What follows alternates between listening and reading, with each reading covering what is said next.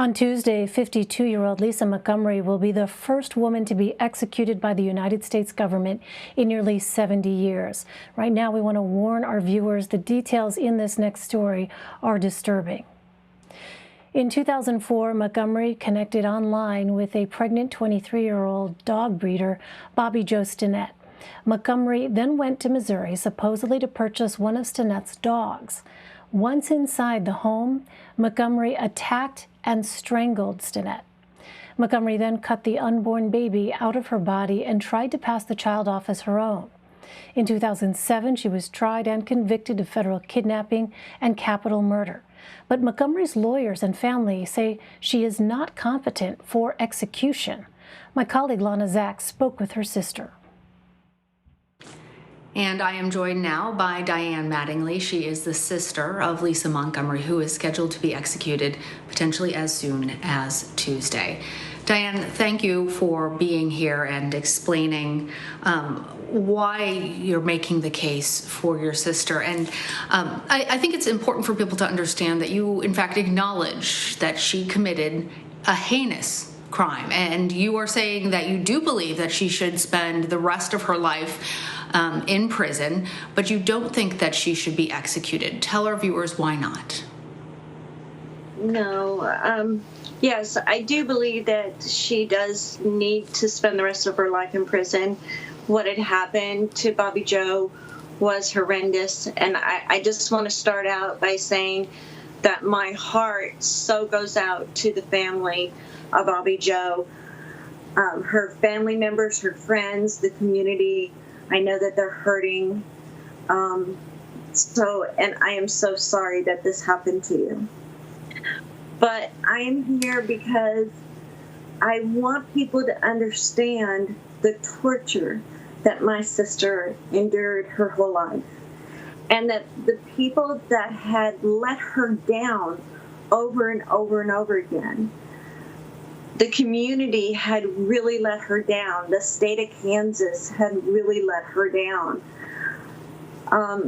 From her mother, who's supposed to love her and protect her, to a father who was supposed to be there and protect her, and he abandoned her, to the police officer that she told that she was being raped, and he drove her to her house and dropped her off and drove away, to the judge that had heard from Judy, her mother, that her stepfather was raping her, and he had said, "Why didn't you report this?" But then he did nothing to report it himself. And then to a husband that his vows said to love and to cherish. Not only did he not do that, he perpetuated all this abuse, the gang rape. He raped her, he beat her, and he videotaped all this. So many people have let her down. And then you add mental health issues onto that, and she broke. She literally broke.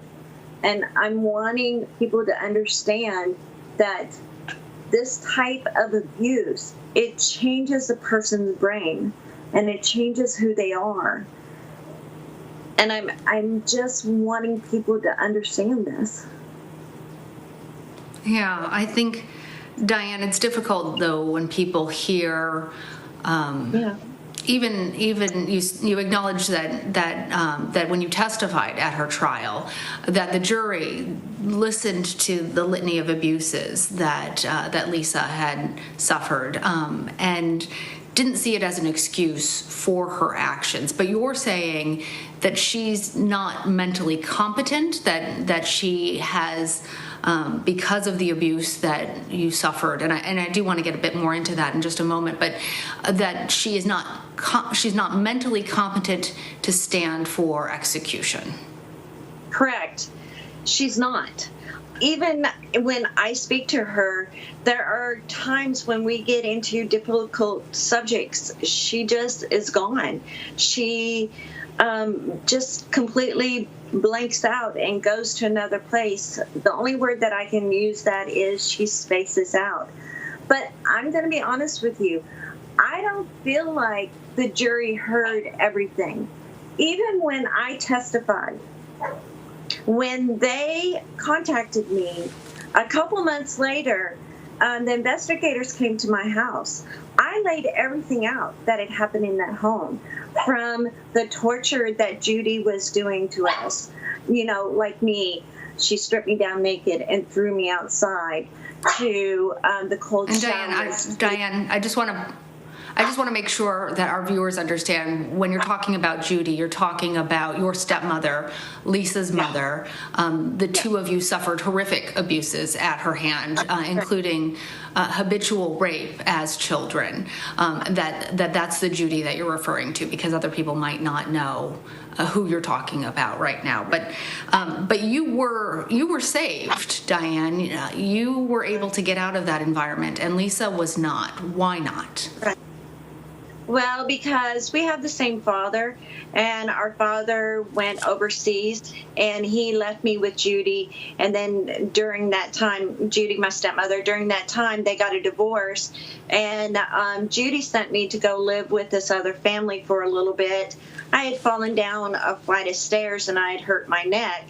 And they took me to the doctor, and they said nobody has custody over this child.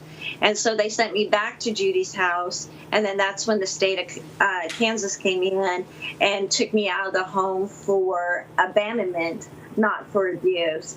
But I wanted to get back to the trial. When I was on that stand, none of that, the lawyer did not ask me the questions about anything that had happened in the home when I was in the home. The rape was never brought up. Nothing was brought up that Judy had done to me. And Lisa was your baby sister. You tried to protect her, and then you were adopted into foster care. And how old were you at that time, and how old was Lisa at that time, Diane? I was about 8.5 when I was taken out of the home, so that would have put her about 4.5. All right. And one of the things that you said that I think is so heartbreaking about your situation is that you never told your foster family about the abuse, and you thought about your sister constantly, but as a child, at all of 8 years old, you didn't want them to know what had happened to you. You didn't feel like you could tell them what had happened to you, and that's why the abuse continued for your sister, Lisa. Yeah, I have great guilt over that. If I would have just spoken up, if I would have just said something, maybe they would have got her out of the home too. But I was a scared little eight-year-old girl. I was scared too. And I just thought, if they knew what had happened to me, would they love me like they've been loving me? Would they want me there? And I never said anything. And I have such guilt over that. Such a difficult thing, hearing your story and hearing Lisa's story and hearing the crimes that Lisa committed, which, as again, you acknowledge are horrific. The killing of Mrs. Stinnett and attempting to pass off her baby as her own. But you say that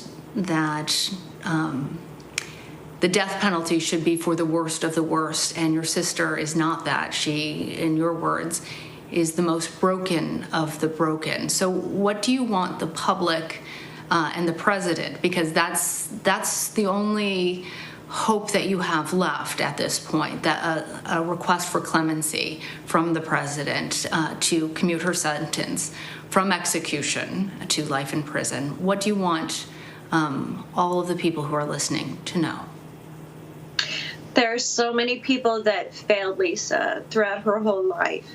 And when you add mental illness, and then you add physical abuse and mental abuse, and then you add gang rapes and sexual abuse she broke. I've always said that I'm bruised but not broken. And what I mean by that is that I was able to get out of that home and get the healing that I needed. Lisa never got out of that home. It just continued on and on for her. And it went into adulthood. And it changes a person's brain when this happens to somebody who is going, as a child, is when your brain is developing. And when these things happen to you as a child, it changes the way that your brain reacts and acts. And she just would shut down. She would go to another place. And this is what I want people to understand. She is broken. She broke. And I'm begging President Trump, not only as a sister, but as a survivor, to please stand up for her, to just give her life. That's all that we're asking for. We're not asking for her to be released. We're not. We understand that she is where she needs to be.